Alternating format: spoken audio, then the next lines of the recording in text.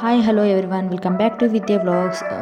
ఈరోజు మేము తులసి వివాహం చేస్తున్నాము. సో మేము ఎలా చేసుకుంటాము ఏమి అనేది కంప్లీట్ ప్రాసెస్ ఉంది. So please visit.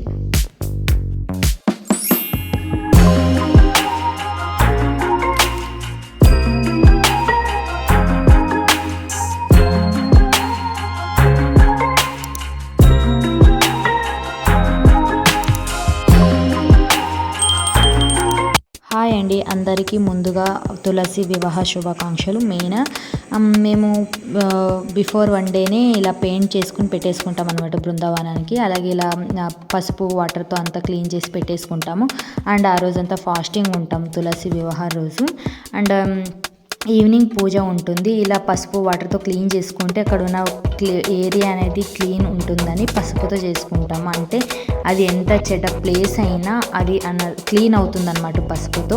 అండ్ ఈరోజు విష్ణువుతో వివాహం ఉంటుంది తులసికి. సో అందుకే మేము నెల్లికాయ చెట్టుని ఇక్కడ పెడతామన్నమాట. కొమ్మ ఉంటుంది కదా, కొంచెం కొమ్మ పెడతాము. అండ్ ఈరోజు విష్ణుది చేస్తాం కాబట్టి ఇలా శంకు చక్రం వేసుకోవాలి. ముగ్గు యాజ్ యువర్ విష్ వేసుకుంటే వేసుకోవచ్చు, లేకపోతే లేదు.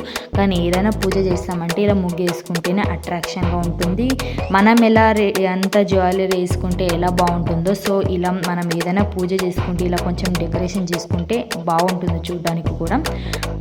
అండ్ ఏ పూజ చేసినా మనం గణపతి పూజ మెయిన్ ఇంపార్టెంట్. సో అక్కడ ప్లేస్ వదిలేసి సపరేట్గా ప్లేస్ పెట్టుకొని వినాయకుడిని అండ్ లక్ష్మీదేవిని పసుపుతో గౌరీని కూడా చేసి పెట్టి పూజ చేస్తారు ఈరోజు.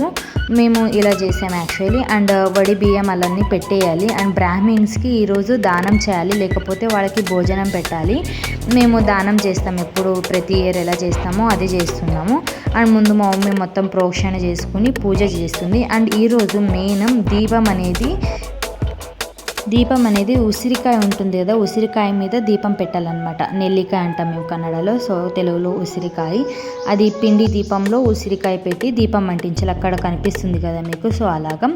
అండ్ ఇక్కడ మొత్తం పూజ చేసుకోవాలి. అండ్ మేమంతా ఈరోజు పిండి దీపమే పెట్టామన్నమాట. రోజైతే మట్టి దీపంలో పెడతాము. అండ్ గణపతి పూజ చేసుకోవాలి, లక్ష్మీ పూజ చేసి అండ్ తులసికి పూజ చేసి మొత్తం ప్రసాదం అయితే ఈరోజు ఏం చేస్తామంటే అటుకులు పెరుగు కలిపి పెడతాం. మళ్ళీ ఇంకొకటి పెసర పాయస చేస్తాం అన్నమాట. ఇవి 2 ప్రసాదం చేస్తాము. సో ఇదంతా పూజ చేశాక మా మమ్మీ కథ చదువుతుంది అనమాట. ఎందుకు చేస్తాము ఈ తులసి వివాహ, ఏమి అది కార్తీక మాసంలో ఎందుకు చేయాలి ఏమనేది మొత్తం డీటెయిల్గా ఉంటుంది కథలో.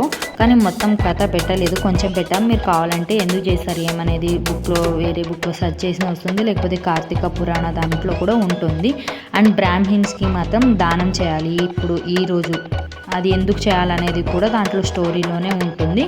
అండ్ ముత్తైదులు ఎవరైనా వచ్చినా వాళ్ళకి కూడా మనం వరమహాలక్ష్మి పూజేటప్పుడు తాంబూలం ఎలా ఇస్తామో సో అలాగే ఇవ్వాలన్నమాట. ఇప్పుడు కూడా యాజ్ యువర్ విష్ ఇస్తే ఇవ్వచ్చు, లేకపోతే లేదు. నేను వరమహాలక్ష్మి పూజ చేసుకున్నప్పుడు ఇచ్చాం కదా అంటే ఇచ్చేసారు, ఇప్పుడు ఇవ్వచ్చు, లేకపోతే లేదు. మేమైతే సో వేరే అక్క వాళ్ళు వచ్చిండి ఈసారి, సో అందుకే మేము ఇలా ప్రిపేర్ చేసుకుని పెట్టుకున్నాం అనమాట. ఇలా పూజ అంతా అయిపోయింది. బ్రాహ్మిన్స్కి ఇచ్చే దాంట్లో ఏమేమి ఉండాలంటే పప్పు, బియ్యం, బెల్లం, మళ్ళీ ఇంకా ఆకు, ఒక పువ్వు, మళ్ళీ వాళ్ళకి దక్షిణం. కార్తీక సోమవారమున కార్తీక ద్వాదశి వ్రతములను గురించి సాలగ్రామపు మహిమలను గురించి వివరించదను వినుమని వశిష్ఠ మహాముని ఈ విధముగా తెలియజేసిరి. కార్తీక సోమవారం నాడు ఉదయముననే లేచి కాలకృత్యమును తీర్చుకొని నదికి వెళ్ళి స్నానము చేసి ఆచమనము చేయవలయను. తరువాత శక్తి కొలది బ్రాహ్మణునకు దానమిచ్చి ఆ రోజంతా ఉపవాసముండి సాయంకాలమున శివాలయమునకు గాని విష్ణువాలయమునకు గాని వెళ్ళి దేవుని పూజించి నక్షత్ర దర్శనము చేసుకొని పిమ్మట భుజించవలయను. ఈ విధముగా చేసిన వారికి సకల సంపదను కలుగుటయేగాక మోక్షము కూడా కలుగును. కార్తీక మాసంలో శని త్రయోదశి వచ్చిన ఎడల నా వ్రతం ఆచరించినను 100 రెట్లు ఫలితమును కలుగును. కార్తీక శుద్ధ ఏకాదశి రోజున పూర్ణోపవాసము నుండి ఆ రాత్రి విష్ణువాలయమునకు గాని శ్రీహరిని మనసారా ధ్యానించి శ్రీహరి సన్నిధిని పురాణ కాలక్షేపము చేసి మరునాడు బ్రాహ్మణ సమారాధన చేసిన 1,000,000 ఫలితము కలుగును. ఈ విధముగా చేసిన వారులకు సూర్యగ్రహణ సమయమున గంగానదిలో స్నానము చేసిన కోటి బ్రాహ్మణులకు భోజన దానము చేసిన ఎంత పుణ్యము కలుగునో దానికంటే నదికముగా ఫలము కలుగును. కార్తీక శుద్ధ ద్వాదశి నాడు శ్రీమన్నారాయణుని శేషపానపు నుండి లేచుచు గనుక కార్తీక శుద్ధ ద్వాదశి వ్రతము విష్ణువునకు ఇష్టము. ఆ రోజున శ్రీమంతులెవరైనా ఆవు కొమ్ములకు బంగారు తొడుగులు తగిలించి ఆవు కాళ్లకు వెండి డెక్కలు తగిలించి దూడతో సహా బ్రాహ్మణునకు దానమిచ్చిన ఎడల ఆయువు శరీరమందు ఎన్ని రోగములు కలవో అన్ని సంవత్సరములు ఇంద్రలోకములో స్వర్గసుఖములు అనుభవింతుదురు. కార్తీక మాసమందు వస్త్రదానము చేసినను గొప్ప ఫలము కలుగును.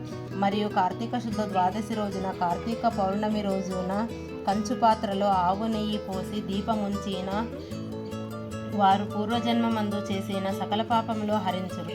ద్వాదశి నాడు యజ్ఞోపవీతములు దక్షిణలతో బ్రాహ్మణునకు దానమిచ్చిన ఎడల ఇహపర సుఖములు పొందగలరు. ద్వాదశి రోజున బంగారు తులసి చెట్టును గాని సాలగ్రామమును గాని ఒక బ్రాహ్మణునకు దానమిచ్చిన ఎడల 4 సముద్రాల మధ్యనున్న భూమిని దానము చేసినంత ఫలము కలుగును.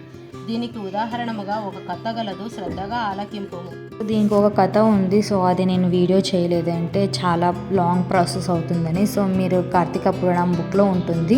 సో ఎందుకు చేయాలి ఏమని దాంట్లో కంప్లీట్ వీడియో ఉంటుంది. సో ఇలా పూజ అయ్యాక మమ్మీ టెంకాయ కొట్టేసింది, తర్వాత ఆరతి చేసింది, తర్వాత ఇలా బ్రాహ్మిన్స్ని పిలుస్తామన్నమాట ఈ ఫెస్టివల్కి. దీనికి మళ్ళీ వరమహాలక్ష్మి పూజకు కూడా మేము ఇలా అందరూ పూజ చేసేసారు. తిను మా అత్త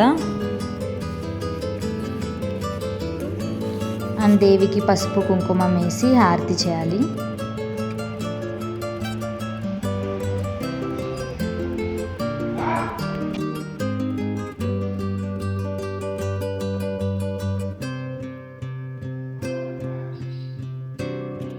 ఈ యాంటీని మేము బ్రాహ్మిన్స్ పిలిచాం కదా, వాళ్ళకి బొట్టు పెట్టి మొత్తం వరమహాలక్ష్మి పూజేటప్పుడు ఎలా పసుపు ఎలా అంటిస్తామో సో సేమ్ ఇక్కడ కూడా అలాగే చేయాలి.